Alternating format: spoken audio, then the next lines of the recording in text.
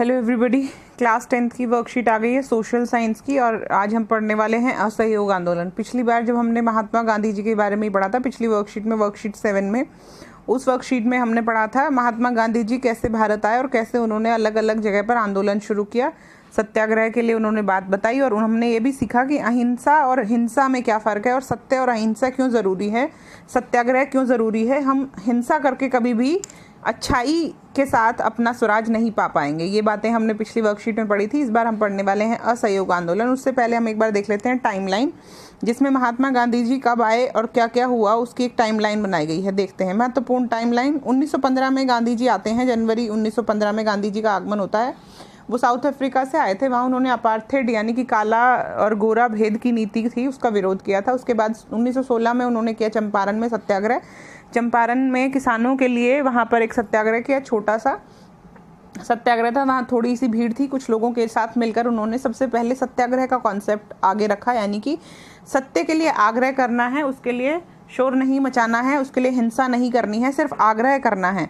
उसके बाद हमने देखा 1917 में खेड़ा में आंदोलन, खेड़ा आंदोलन, उसमें भी उन्होंने सत्याग्रह का वो लिया, सहारा लिया। 1918 में अहमदाबाद की मिल वर्करों को लेकर भी उन्होंने यही वाला एक्सपेरिमेंट कंटिन्यू किया, अपना सत्याग्रह वाला एक्सपेरिमेंट उन्होंने कंटिन्यू किया। उन्होंने कहा कि जब जब हम लोग किसी हिंसा के खिलाफ या किसी दमन के खिलाफ हिंसा की तलवार लेकर खड़े होते हैं तो हम भी उतने ही कसूरवार माने जाते हैं जितना सामने वाला। तो इसलिए उन्होंने हमेशा ये कहा कि सत्य और अहिंसा के हिसाब से हमें सत्याग्रह करना चाहिए, हमें सिर्फ अपनी मांगों को आगे रखना चाहिए और मिलकर किसी भी आंदोलन के रूप में अपनी मांगों को मनवाने के लिए अलग अलग तरह के सत्याग्रह करने चाहिए। उसके बाद 1918 में उन्होंने किया अहमदाबाद मिल सत्याग्रह। 6 अप्रैल 1919 में रॉलेट का सत्याग्रह किया। रॉलेट एक्ट एक ऐसा एक्ट था जो अंग्रेज सरकार अपने हित के लिए लाई थी। रॉलेट एक्ट में ये कहा गया था कि किसी भी देश की पॉलिटिकल एक्टिविटी से रिलेटेड, यानी देश की राजनीतिक प्रक्रिया से रिलेटेड किसी भी इंसान को कभी भी गिरफ्तार किया जा सकता है बिना वारंट के, और उसको बिना कोर्ट ले जाए लगभग 2 साल की सज़ा, बिना कोर्ट में पेश किए भी 2 साल की सज़ा की जा सकती है, यानी कि उनको 2 साल तक जेल में रखा जा सकता है। ये बहुत ही दमनकारी कानून था। इसके खिलाफ 6 अप्रैल 1919 को रॉलेट सत्याग्रह किया गया। उसके बाद 13 अप्रैल 1919 को जलियांवाला हत्याकांड हुआ।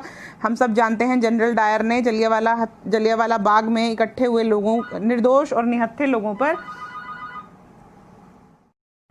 फिर हुआ 13 अप्रैल 1919 का जलियांवाला बाग हत्याकांड। आपको पता है 13 अप्रैल बैसाखी के दिन जलियांवाला बाग में बहुत सारे लोग इकट्ठा हुए थे, सिर्फ इसलिए कि बैसाखी का त्यौहार था, और वो शांतिपूर्वक मीटिंग कर रहे थे जिसमें कुछ राजनीतिक लोग थे, लेकिन ज़्यादातर जो लोग थे वो सामान्य थे।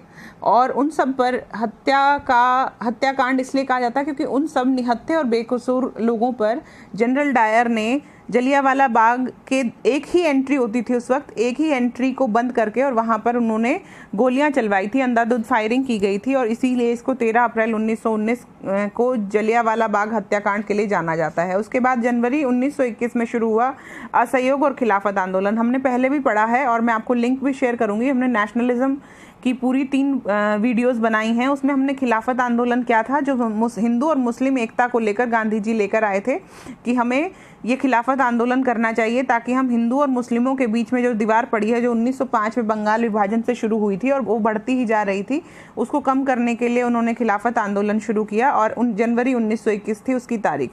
ये तारीख और टाइमलाइन हमें याद होनी चाहिए क्योंकि हमें पता होना चाहिए गांधी जी ने किन किन अवसरों पर क्या क्या सत्याग्रह किए और उन सत्याग्रहों का मकसद क्या था, उनके पीछे विषय क्या था और क्या किया गया उसके बारे में। अब हम आते हैं वापस अपने एक्सरसाइज की तरफ। ये कहती है असहयोग आंदोलन।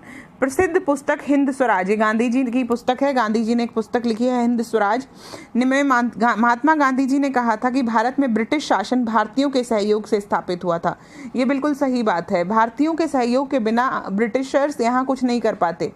जब वो 1600 में भारत में ईस्ट इंडिया कंपनी लेकर आए थे ब्रिटिशर्स, तो वहाँ पर जहांगीर ने उनको जब उस वक्त हमारे देश के राजा या बादशाह जहांगीर थे, तो उन्होंने उन्हें परमिशन दी थी काम करने की। उन्होंने उनको आज्ञा दी कि यहाँ पर वो फैक्ट्री लगा सकते हैं। और फिर धीरे धीरे आपसी फूट का फ़ायदा उठाकर, जो हमारे हिंदुस्तानी राजाओं में आपसी फूट थी, उसका फ़ायदा उठाकर धीरे धीरे अंग्रेज़ों ने हमारे बहुत सारी टेरिटरीज़ पर, बहुत सारे हिस्सों पर कब्जा कर लिया।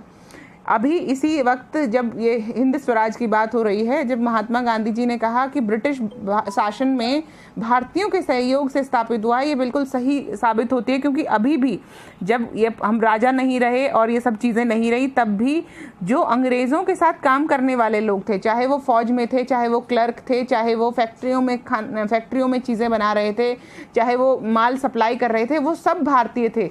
अंग्रेज अपने साथ इतने लोग नहीं लेकर आए थे कि वो इतने सारे लोगों पर एक साथ काबू कर सकें, इसलिए भारत में ब्रिटिश शासन सिर्फ भारतीयों के सहयोग से स्थापित हुआ था। ये बिल्कुल सही बात है और यह शासन इसी सहयोग के कारण चल पा रहा है। बिल्कुल सही बात है। जो एडमिनिस्ट्रेटिव लोग थे, जो लोग शासन चला रहे थे, प्रशासन में थे, पुलिस में थे, फौज में थे, वो सभी भारतीय थे और भारतीयों के सहयोग से ही ये चल रहा था। अगर भारत के लोग अपना सहयोग वापस ले लें तो साल भर के भीतर ब्रिटिश शासन ढह जाएगा और स्वराज की स्थापना हो जाएगी। ये बात रियलाइज कर ली थी महात्मा गांधी जी ने और अपनी पुस्तक हिंद स्वराज में इसे लिखा भी था। अब आया, अगर ऐसा है कि हमारे ही सहयोग से भारत में ब्रिटिशर्स हैं, तो हमें क्या दिखाना चाहिए? हमें दिखाना चाहिए असहयोग। यानी अगर आप असहमति नहीं दिखाएंगे, असहयोग नहीं दिखाएंगे, तो आप कैसे उनको बताएंगे कि हम आपके साथ नहीं हैं? तो असहयोग का विचार आया और उसको आंदोलन का रूप दिया गांधी जी ने। गांधी जी के आह्वान पर हजारों विद्यालयों ने स्कूल कॉलेज छोड़ दिए, विद्यार्थियों ने, हेडमास्टरों और शिक्षकों ने इस्तीफे सौंप दिए, वकीलों ने मुकदमा लड़ना बंद कर दिया और ज़्यादातर प्रांतों में चुनावों का बहिष्कार किया गया। ये सब होने के बाद एक जो महत्व समझ में आया अंग्रेज़ों को, वो ये समझ में आया कि भारतीयों के बिना या भारतीयों के सहयोग के बिना भारत पर शासन करना बहुत मुश्किल होगा। असहयोग आंदोलन जनवरी 1921 में हुआ था। किसी कारण, जो एक चोरा चोरी नामक घटना थी, उसके कारण ये बंद कर दिया गया, वरना 1921 में इतना अच्छा आंदोलन शुरू हुआ था कि शायद हम उसी वक्त आज़ाद हो गए होते, हमें 1947 तक इंतज़ार नहीं करना पड़ता। आगे चलते हैं। आर्थिक मोर्चे पर इसका असर और भी नाटकीय रहा। विदेशी सामानों का बहिष्कार किया गया, शराब की दुकानों की पिकेटिंग की गई। पिकेटिंग का मतलब ये होता है कि शराब की दुकानों के बाहर जो आने का रास्ता है, वहाँ पर लोग बिठाए गए और वहाँ पर लोगों ने बैठकर आंदोलन किया। जो लोग वहाँ जा रहे थे उन दुकानों पर, उनको वहाँ से रोका गया, दुकान पर जाने से ही रोका गया। इसको कहते हैं पिकेटिंग। और शराब की दुकानों की पिकेटिंग की गई और विदेशी कपड़ों की होली जलाई जाने लगी और लोगों ने कहा कि हम विदेशी कपड़े नहीं पहनेंगे, अपने देश के कपड़े पहनेंगे। बहुत सारे स्थानों पर व्यापारियों ने विदेशी व्यापार में पैसा लगाने से इनकार कर दिया। जब बहिष्कार आंदोलन फैलने लगा, लोग आयातित कपड़ों को छोड़कर, आयातित मतलब इम्पोर्टेड, जो बाहर से आ रहे थे, कपड़ों को छोड़कर केवल भारतीय कपड़े पहनने लगे। आंदोलन में विभिन्न सामाजिक समूहों ने हिस्सा तो लिया, पर उनके लिए स्वराज के अर्थ अलग अलग थे। किसी के लिए स्वराज का मतलब था अपनी ज़मीन, जैसे किसानों के लिए स्वराज का मतलब होता है कि उन्हें सिर्फ अपनी ज़मीन मिल जाए जिस पर वो खेती कर रहे हैं, उन पर उनको लगान ना देना पड़े। एक मिल में काम करने वाले इंसान के लिए स्वराज का मतलब था कि उसको जो जितनी भी अभी सैलरी मिल रही है, जितनी भी दिहाड़ी अभी मिल रही है, उससे ज़्यादा उसको मिले जितना उसका हक है, उसको काम करने के अच्छे हालात मिले। अलग अलग जो वर्ग थे समाज में, उनके लिए स्वराज का मतलब अलग अलग था। वो स्वराज का मतलब वो नहीं समझ रहे थे जिस भावना से महात्मा गांधी जी ने स्वराज के लिए आंदोलन शुरू किया था। इसमें जैसे कि किसानों ने मांग की कि लगान कम किया जाए, बेगार खत्म हो। बेगार था बिना सैलरी के काम करना, यानी बिना तनख्वाह के, बिना उसके काम करना कहलाता है बेगार। दमनकारी जमींदारों का बहिष्कार किया जाए, ये थे किसानों की उम्मीद। किसानों को स्वराज का मतलब सिर्फ इतना ही मालूम था। आगे चलते हैं एक्सरसाइज की तरफ। आई होप इसके सारे पॉइंट्स आपको क्लियर हो गए। अगर कोई डाउट हो तो कमेंट कीजिएगा। पहला क्वेश्चन कहता है, ब्रिटिश शासन भारतीयों के सहयोग से कैसे चल रहा था?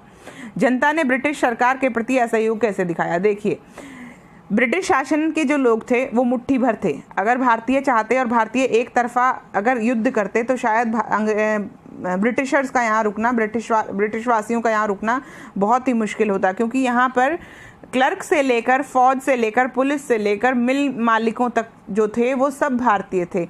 सिर्फ मुट्ठी भर ब्रिटिशर्स ने हमारे ऊपर कब्जा इसलिए किया हुआ था क्योंकि आधे से ज़्यादा भारतीय से या तो कर्तव्य परायणता समझकर अंग्रेज़ों का साथ दे रहे थे कि वो इस तरह नौकरी करते हैं, या फिर उनको स्वराज का मतलब ही नहीं मालूम था। कुछ लोग ऐसे ही परिवेश में पैदा हुए थे कि उनको पता ही नहीं था आज़ादी का मतलब क्या होता है। तो इस कारण हम जाने अनजाने ज़्यादातर ब्रिटिशर्स का सहयोग कर रहे थे। तो ब्रिटिश शासन भारतीयों के सहयोग से ही चल रहा था। जनता ने ब्रिटिश सरकार के प्रति असहयोग कैसे दिखाया, ये हमने यहाँ पर देखा। हमने क्या देखा? विद्यार्थियों ने स्कूल छोड़ दिए, वकीलों ने केस लड़ने बंद कर दिए, और प्रांतों में चुनाव का बहिष्कार किया गया। यहाँ पर ये बातें लिखी हैं, ये है असहयोग का तरीका। जो हमने असहयोग का तरीका अपनाया ब्रिटिशर्स के खिलाफ, ये वो तरीका है जिसके द्वारा हमने अपना असहयोग प्रदर्शित किया अंग्रेज़ों को कि हम आपके साथ सहमत नहीं हैं, हम नहीं चाहते कि आप इस तरीके से राज करें। अगला क्वेश्चन कहता है, आंदोलन के दौरान भारतीय कपड़ा मिलों और हथकरघों का उत्पादन बढ़ने लगा था। आपको ऐसा क्यों लगता है, ऐसा क्यों हुआ होगा? ऐसा इसलिए हुआ होगा क्योंकि आयातित कपड़ों का छोड़कर लोगों ने भारतीय कपड़े पहनने शुरू कर दिए। यहाँ पर देखिए, यहाँ पर लिखा है आयातित कपड़ों को छोड़कर केवल भारतीय कपड़े पहनने लगे। जब ऐसा हुआ तो भारतीय कपड़ों की मांग बढ़ी और भारतीय लोग थे, जो लोग छोटी मोटी मशीनें लगाकर, कपड़ा मिल लगाकर या हथकरघों में घर बैठकर कपड़ों का उत्पादन कर रहे थे, वो उत्पादन उनका बढ़ने लगा। मान लीजिए आप 1921 के समय में एक स्कूल में पढ़ रहे थे, तो क्या गांधी जी के आह्वान पर आप अपना स्कूल छोड़कर आंदोलन में भाग लेते? अपने उत्तर के पक्ष में तर्क अवश्य दें।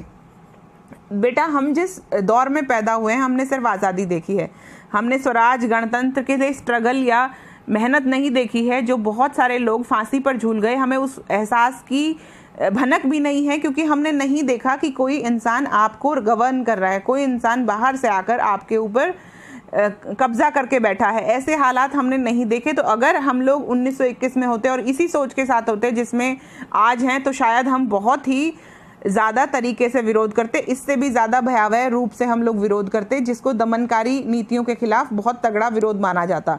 तो क्या गांधी जी के आह्वान पर हम स्कूल छोड़ते? हाँ, हम ज़रूर छोड़ते। बाकी अपने उत्तर के पक्ष में जो तर्क आप देना चाहते हैं वो आप दे सकते हैं, लेकिन इसको पॉजिटिवली ही लिखना है कि आपने, अगर आप होते तो हम ज़रूर स्वतंत्रता संग्राम में अपना सहयोग देते।